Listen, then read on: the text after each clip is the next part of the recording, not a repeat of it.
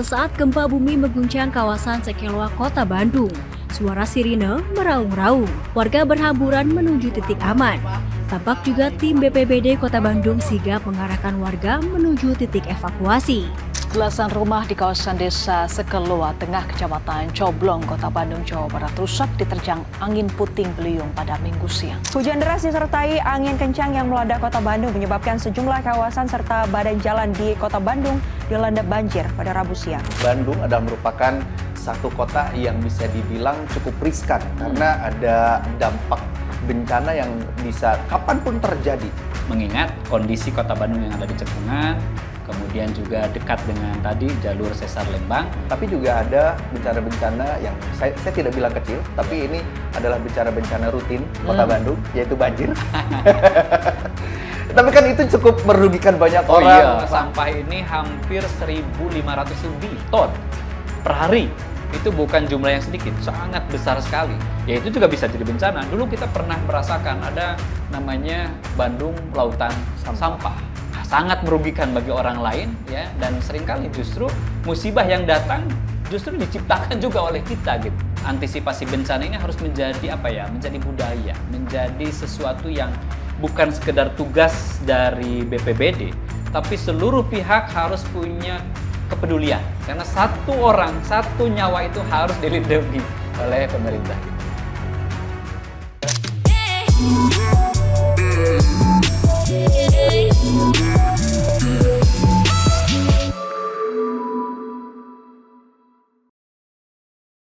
Assalamualaikum warahmatullahi wabarakatuh. Alhamdulillahirrahmanirrahim, kita ketemu lagi dalam satu rangkaian acara yang pastinya dinanti-nanti untuk kita semua. Bagaimana dinamika isu publik yang kita rasakan pada saat ini di tengah arus informasi digital. Kita harus mendapatkan konfirmasi yang tepat dari pihak-pihak terkait. Namun tentunya hari ini juga hadir bersama kami, saya Galigi, di Bandung Berdialog. Hadir bersama kami selaku Ketua DPRD Kota Bandung, Bapak Haji Asep Mulyadi Esa. Assalamualaikum. Waalaikumsalam warahmatullahi wabarakatuh. Apa kabar? Alhamdulillah. Senang sekali nih. Alhamdulillah. Juga senang sekali hari ini. Ya, di bulan Ramadan nih Kang Gali. Iya, kita benar-benar semangat sekali nih Pak Hasbul. Insyaallah. Ini adalah pertemuan kita yang keempat berarti ya. Dan kita masih semangat untuk bisa hadir dan ngobrol-ngobrol di sini terkait Kota Bandung dengan kebijakan-kebijakannya. Nah, sekarang mungkin yang akan kita angkat adalah bagaimana isu yang cukup sentral sekali kita dengarkan bahwa Bandung adalah merupakan satu kota yang bisa dibilang cukup riskan karena ada dampak bencana yang bisa kapanpun terjadi. Ya. Nah, menyikapi isu-isu tersebut, kira-kira nih dari DPRD Kota Bandung, apa yang disiapkan dan harus seperti apa? Ya Kang Gali, terima kasih ya. Dan warga Bandung juga terima kasih ya sudah menyimak, dan betul bahwa Bandung adalah boleh dikatakan termasuk daerah yang mungkin masuk kategori rawan bencana ya. Dan ketika kita bicara rawan bencana sebenarnya dimanapun sama ya. Nggak ada yang aman begitu. Hanya saja memang Bandung, karena Bandung ada di cekungan, kemudian juga sangat mungkin kita sering mendengar ada di situ dekat dengan daerah patahan ya, sesar Lembang. Sehingga memang antisipasi dari masyarakat dan Kota Bandung ini harus jauh lebih ekstra ya.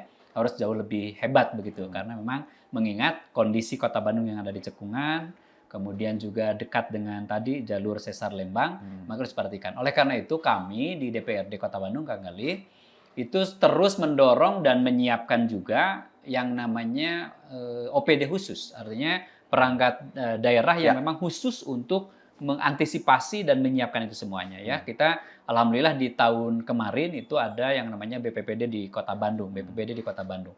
Dan ini menjadi bagian ya upaya kami untuk bukan sekedar mengantisipasi ketika terjadi ya, tapi bagaimana menyiapkan, mengantisipasi ketika itu sebelum kejadian.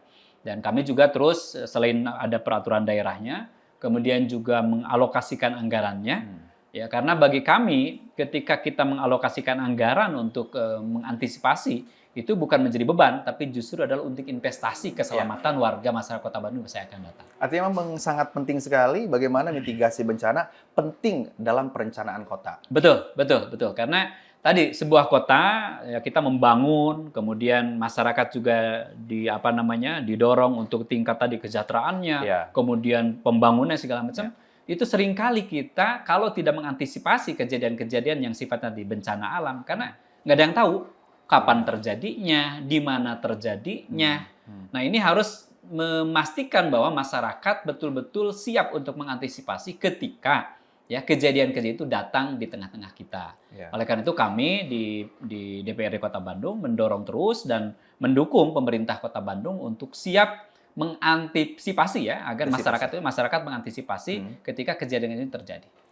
Mungkin yang masih kurang adalah belum terlalu masif gitu ya untuk informasi yang didapatkan kepada wargi Bandung khususnya terkait bagaimana persiapan edukasi kebencanaan alam ini. Iya. Nah, yang sudah dilakukan dari DPRD Kota Bandung sendiri apa nih, Pak? Ya, memang di BPBD ini baru terbentuk setahun 2 tahun ini ya. Artinya memang belum cukup lama. Ya, kalau dulu kan bergabung dengan Dinas Pemadam Kebakaran dulu. Kalau sekarang ada khusus dinas tersendiri ya, badan tersendiri terkait dengan BPBD tersebut. Dan memang beberapa kali mereka juga terus melakukan sosialisasi ke masyarakat. Ya, ada yang ke sekolah, kemudian ke lingkungan dan sebagainya. Tapi memang jangkauannya mungkin ini yang perlu ditingkatkan ya supaya betul-betul masif ya kepada seluruh lapisan masyarakat bisa tersampaikan terkait dengan antisipasi bencana ini. Dan memang kalau kita perhatikan Kang Galih, terkait dengan antisipasi bencana ini harus menjadi menjadi budaya, menjadi sesuatu yang bukan sekedar tugas dari BPBD, tapi seluruh pihak harus punya kepedulian, harus care betul terkait dengan antisipasi bencana ini. Saya ingat betul ketika bencana alam di tsunami di Aceh, Kang Galih. Itu luar biasa kan, memakan korban yang cukup besar dan termasuk kami juga dulu sempat sampai di sana juga untuk membantu ya masyarakat yang korban bencana itu. Dan yang menarik ketika kejadian tsunami di Aceh itu ada sebuah pulau masyarakat di Simele.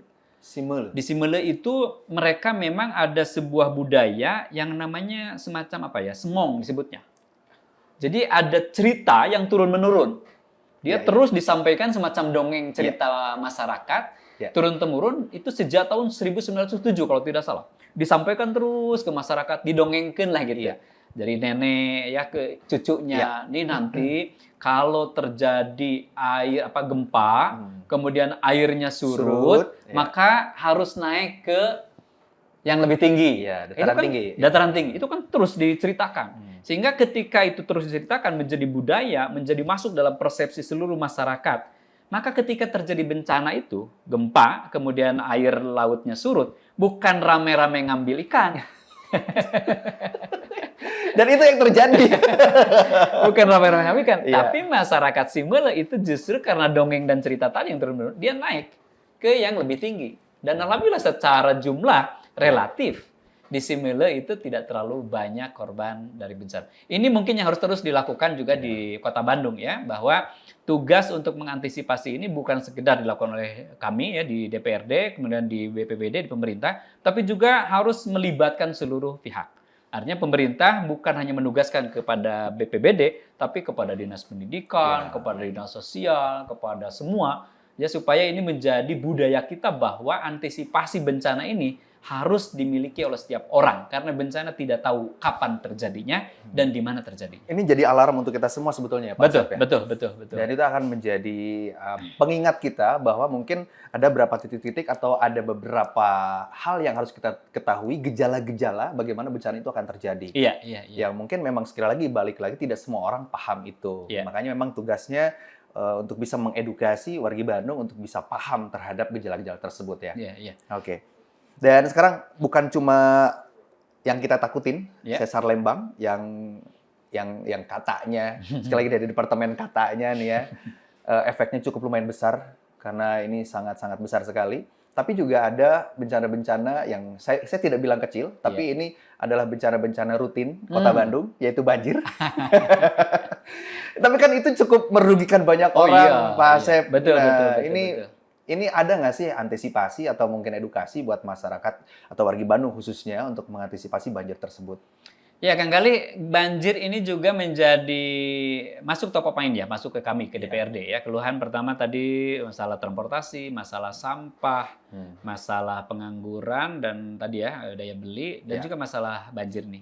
Karena memang banjir itu betul ya, walaupun banjir itu pas hujan we sebetulnya pas Iya, halodo mah henteu gitu betul, kan. betul. Tapi pas hujan terus banjir eta teh teu ngeunah gitu. Nggak ada yang enak, Pak. Aduh, Nggak eta ada teh yang enak. asup ka jero Iya. imahnya Rusak capek. barang elektronik, repot. rusak, Nah, repot, ya. memang ini juga yang harus menjadi bagian penting ya dari kami di pemerintah, menyiapkan rencana strategik terkait dengan penyiapan drainase yang lebih baik ya. Karena seringkali banjir itu kan diukur juga dari lamanya genangan air. Oh, oke. Nah ini diukur. Kalau di pemerintah ada diukur dari lamanya genangan air. Ya. Nah pemerintah sekarang terus berupaya supaya genangan air itu minimal itu dipercepat surutnya. Iya. Ya surutnya dipercepat. Karena semakin lama ini akan menjadi nilai yang buruk sebetulnya buat pemerintah Yes. kota. Ya. Nah seringkali memang ada di beberapa titik, Kang Galih, daerah-daerah yang memang itu menjadi langganan banjir. Langganan banjir itu bisa jadi faktornya tadi drainasenya memang terhambat, Ya. ya. Di samping memang sedimennya sudah cukup tinggi di situ, artinya harus proses pengerukan yang terus-menerus. Dan alhamdulillah di pemerintah kota juga sudah ada upaya namanya pengerukan ya, melalui program padat karya dan sebagainya supaya saluran air ya drainase itu juga lancar. Tapi memang di beberapa tempat ada beberapa yang saluran drainasenya itu kadang-kadang makin menyempit. Ya, udah tambah dangkal, tambah menyempit. Ya, kenapa menyempit? Mohon maaf, ada beberapa rumah yang kadang-kadang menutupi begitulah. Iya. Ya, ini kan menjadi kendala dan menjadi hambatan ketika terjadi volume air cukup besar. Iya. Sehingga memang mau tidak mau dia meluap ke sekitarannya. Ditambah memang ada beberapa tempat drainase atau saluran pembuangan yang ketutup. Nggak tahu ketutup atau kadang-kadang mohon maaf Atau ditutup. ditutup. Ada juga sebetulnya di beberapa titik yang mungkin dilakukan oleh oknum-oknum tertentu yang kadang-kadang ketika genangan air dan ketika genangan airnya lama itu menjadi faktor tambahan penghasilan. Ya walaupun tidak banyak dan mungkin hanya oknum saja tertentu dan kami menghimbau yuk kita utamakan sebenarnya untuk kepentingan yang lebih luas lah. Karena kalau udah terjadi genangan air, apalagi sudah nanti masuk ke rumah, itu merepotkan sekali, repot gitu.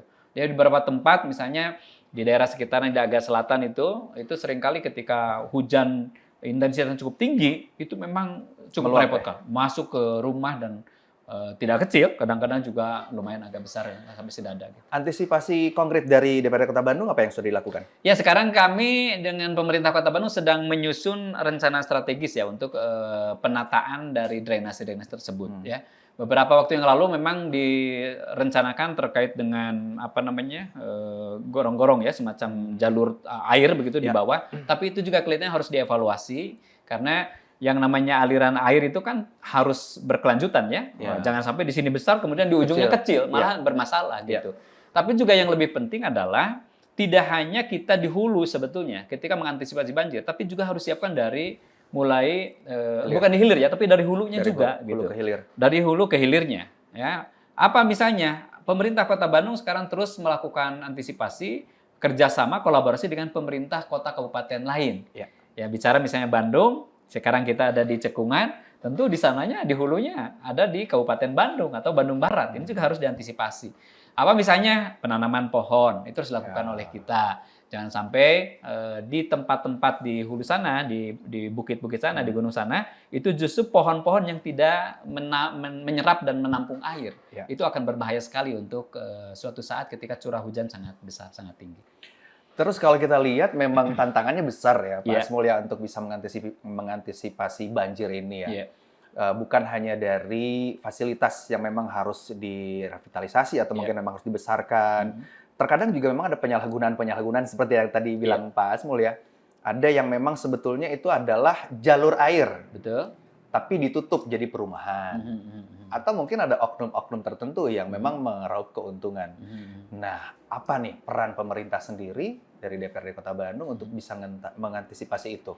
Ya, salah satu hal juga yang sering mempengaruhi Kang Galih, bukan sekedar tadi dangkal ya, si drainase itu dangkal. Kalau yang dangkal kan kami dengan pemerintah terus melakukan upaya ya, tadi dengan padat karya, untuk pengerukan dan sebagainya itu secara dilakukan. Bahkan di beberapa waktu tertentu itu biasanya kami menyiapkan semacam program menyambut musim hujan. Jadi itu ada program khusus Ya. Ntar ini di dalam programnya, mari kita sambut hujan. Artinya bukan nyambut hujannya, tapi ketika hujan datang kita Siap sudah gitu siap. ya? Iya, Di antaranya iya, adalah iya. tadi proses pengerukan dan Iya, sebagainya. iya, iya. Kemudian terkait dengan penyempitan, kami juga terus bekerja sama ya dengan pemerintah Kota Bandung dalam hal ini bagian-bagian tertentu untuk menertibkan rumah-rumah yang memang dia menyalahi secara aturan. Yes. Gitu ya. Iya, Kemudian yang ketiga adalah terkait dengan seringkali proses yang membuat kita banjir adalah ada penyumbatan oleh sampah.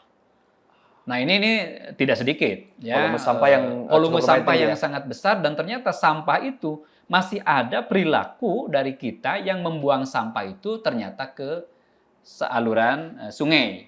Dan itu sangat berbahaya sekali sehingga ketika hujan datang, intensitas air sangat besar, airnya malah tersendat oleh sampah-sampah tersebut. Nah, yang dilakukan oleh pemerintah tentu saja memang terus melakukan upaya kepada masyarakat, bagaimana juga menjaga supaya memang tidak lagi membuang sampah ke sungai dan sebagainya. Di samping memang kita juga menyiapkan semacam kamera pengawas ya di beberapa tempat supaya masyarakat yang memang melakukan atau melanggar dari pembuangan sampah sembarangan itu bisa segera ditindak oleh pemerintah. Sejauh ini sudah ada tindakan? Ada beberapa yang memang ketahuan ya di kamera Memang pengawas. menyebalkan itu ya Pak Asmul, Dan orang-orang mohon kayak gitu. maaf, Kang Gali, kadang-kadang itu dengan enaknya, dengan merasa tanpa salah, mereka bawa ya apa itu satu kresek atau satu ember, dia buang dengan seenaknya gitu. Padahal itu perilaku yang tentu saja sangat merugikan bagi orang lain ya, dan seringkali justru musibah yang datang justru diciptakan juga oleh kita gitu. Balik lagi ke kita. Balik lagi ke kita ya. Tentu saja kami di pemerintah juga harus terus mengupayakan ya bagaimana tadi proses drainase yang cukup bagus ya, proses untuk mengembalikan lagi kedalaman dari aliran sungai, kemudian juga menindak terkait dengan pelanggaran-pelanggaran rumah atau bangunan yang memang menyalahi aturan dan sebagainya, tapi juga memang masyarakat juga harus terus makin meningkatkan kesadaran agar ini kota kita ya, ini harus dijaga oleh kita karena siapa lagi yang akan menjaga kota kita kalau bukan kita. Setuju. Betul. Kalau kita lihat berarti ada sebuah mitigasi yang sudah disiapkan oleh DPRD Kota Bandung Iya. terkait persiapan edukasi untuk bencana, persiapan bencana, sekaligus juga edukasi kesadaran masyarakat Betul. untuk tidak berbuat seenaknya. Betul. Jadi buanglah sampah pada tempatnya, buanglah mantan pada temannya kata Waduh. gitu. Ini juga sudah jalan ya? Apa selain itu yang sudah berjalan apa Pak Asmul? Memang gini ya, sekarang sampah ini masalah, mungkin agak berkesan ya ke masalah sampah, karena sampah juga menjadi salah satu yang harus diantisipasi ya dari bencana.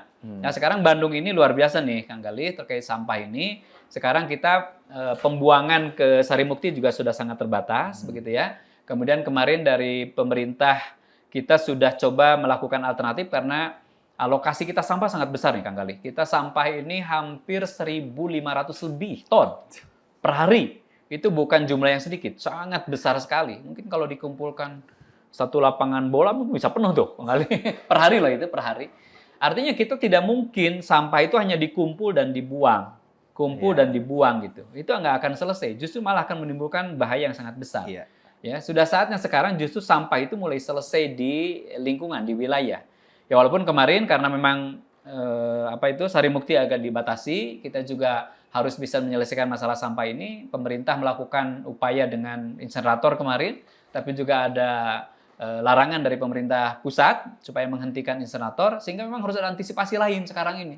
Sehingga memang masyarakat harus bisa bagaimana nih mengupayakan minimal nih dengan program yang dulu pernah digaungkan namanya Kang Pisman, ya, mengurangi sampah, kemudian memisahkan sampah dan juga memanfaatkan sampah. Ini harus dilakukan oleh kita.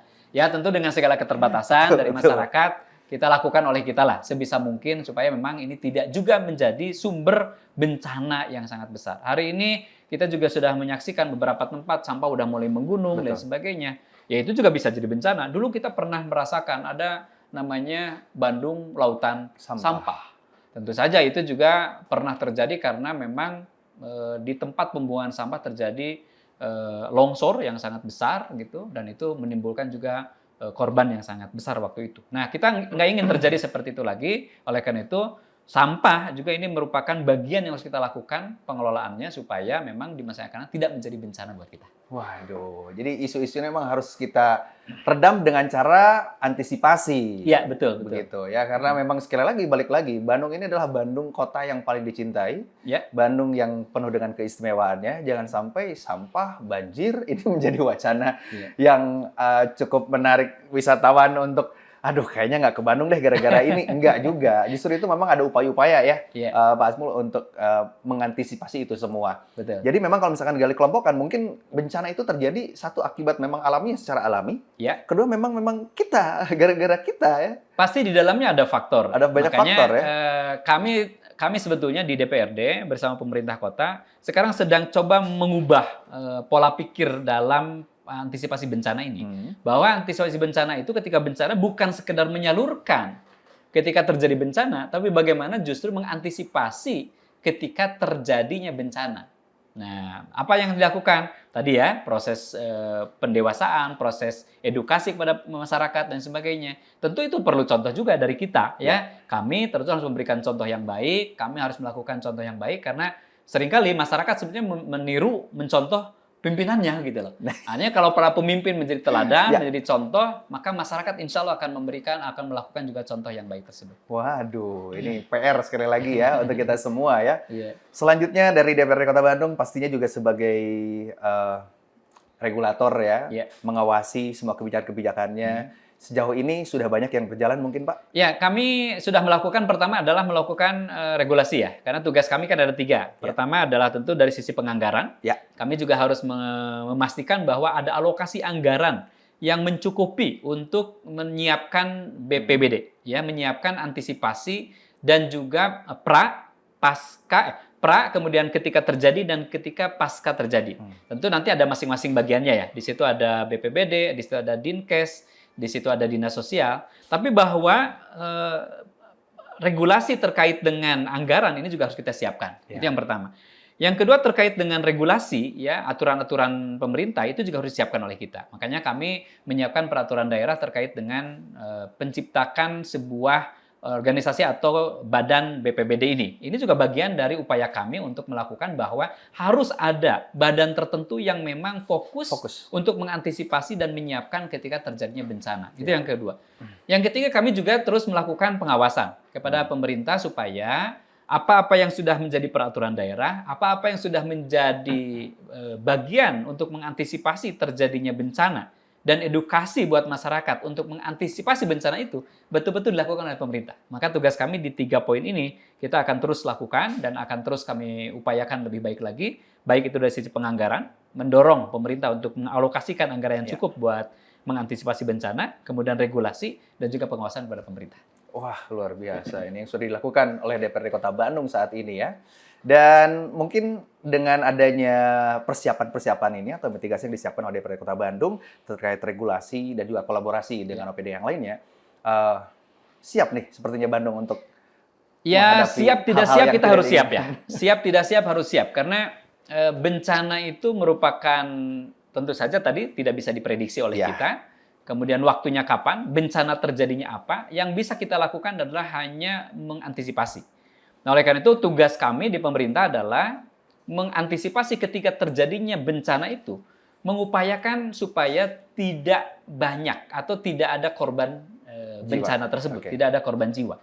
Dan tugas pemerintah lah untuk menjaga, melindungi masyarakat. Karena kehadiran pemerintah adalah memberikan rasa aman. Tugas pemerintah adalah menjadikan bahwa masyarakat merasa aman, merasa nyaman, merasa terlindungi. Itulah tugas pemerintah. Makanya kami terus melakukan bahwa upaya-upaya yang kami lakukan ketika terjadi bencana itu ada upaya-upaya. Dan kami juga sangat mengapresiasi Kang Gali ya, banyak sekali komunitas-komunitas yang sekarang juga melakukan upaya-upaya untuk edukasi. Saya perhatikan di daerah mana itu ke atas ya Cigadung itu sering ada pertunjukan ya dia menggunakan semacam di pohon begitu. Oh iya, teknologi yang lampu itu cukup bagus. Dan kami sekali lagi dari DPRD sangat mengapresiasi buat teman-teman yang memang terus melakukan edukasi kepada masyarakat supaya memang ini menjadi kesadaran bersama. Sebagaimana tadi saya ceritakan, bagaimana di Simele mereka luar biasa ya ketika terjadi bencana ternyata mereka siap. Minimal ya korbannya itu tidak banyak. Itu yang menjadi penting. Bahkan kalau bisa jangan sampai ada korban jiwa. Jangan. Jadi itu menjadi penting karena satu orang, satu nyawa itu harus dilindungi oleh pemerintah kita. Pemerintah sudah memainkan perannya. Ya, sekarang nih, apa ya? Mungkin lebih ke masukan untuk wargi kali ya, wargi Bandung nih, untuk bisa siap terhadap bencana yang memang kita tidak pernah tahu. Betul, Kira-kira apa sih yang dipersiapkan nih, Pak Asmol? Ya, tadi sering kali ya, bencana itu juga ada faktor manusia. Ada, kita mau bicara tentang banjir. Pasti di situ ada proses yang sifatnya apa? Bahasa Islam mungkin kauniyahnya ya. Artinya ada hal-hal yang memang mungkin bisa jadi hutannya gundul Ya. atau ada pohon-pohon yang memang tidak bisa menyerap atau menahan air. Oleh karena itu, ya kita sebagai warga masyarakat harus menjaga itu, baik itu dari hulunya, kemudian ketika dihilir juga saluran-saluran drainase air itu jangan diganggu, Ya. ya, jangan buang sampah sembarangan. Kemudian juga tentu saja kita harus mentaati segala peraturan ketentuan yang berlaku, jangan sampai mendirikan bangunan yang justru mengganggu dari aliran itu. Dan ketika terjadi genangan juga harus cepat surut. Jangan sampai mencari keuntungan di sela-sela justru kesulitan dan kerepotan orang lain. Karena ini jadi penting buat kita semuanya. Bencana itu adalah takdir dari Allah SWT, dari Tuhan Yang Maha Kuasa. Tapi kita sebagai manusia harus bisa mengupayakan pertama mengurangi ya proses-proses itu. Tapi juga yang paling penting adalah bagaimana kita mengantisipasi ketika terjadinya bencana. Minimal bisa menyelamatkan diri kita, menyelamatkan keluarga kita, menyelamatkan sanak saudara kita. Sampaikan kepada mereka bagaimana antisipasi ketika terjadi gempa. Sampaikan kepada mereka bagaimana ketika terjadi banjir. Terutama dokumen-dokumen yang kira-kira penting. Sekarang sudah mulai didigitalisasi. Sehingga ketika terjadi bencana, apapun itu, kita bisa dengan cepat, apakah itu mengurus proses identitas kita, mungkin proses bantuan dan sebagainya. Yang seringkali itu terhambat. Karena memang proses administrasi di kita tidak siap untuk dibawa ketika terjadinya bencana. Itu adalah catatan besar ya untuk wargi Bandung, khususnya untuk kita pribadi ya, Pak Asmul ya. Mudah-mudahan ini bisa menjadi informasi yang baik untuk kita semua, bisa mengantisipasi semua kendala, bencana, apapun yang nanti kita akan hadapi. Insya Allah Bandung aman ya, insya Allah. Aman, dan jangan lupa berdoa. Itu yang paling Karena tentu saja kekuasaan adalah Tuhan Yang Maha Kuasa yang menentukan semua itu. Alhamdulillah. Terima kasih Pak Asmul sudah ngobrol-ngobrol. Sama-sama Kang Gali. Di momen yang paling istimewa ini, Bandung Berdialog. Jangan lupa untuk nantikan kembali obrolan kita selanjutnya. Saya Gali lagi pamit. Wassalamualaikum warahmatullahi wabarakatuh. Waalaikumsalam warahmatullahi wabarakatuh. Hatur nuhun. Makasih Kang Gali. Terima kasih.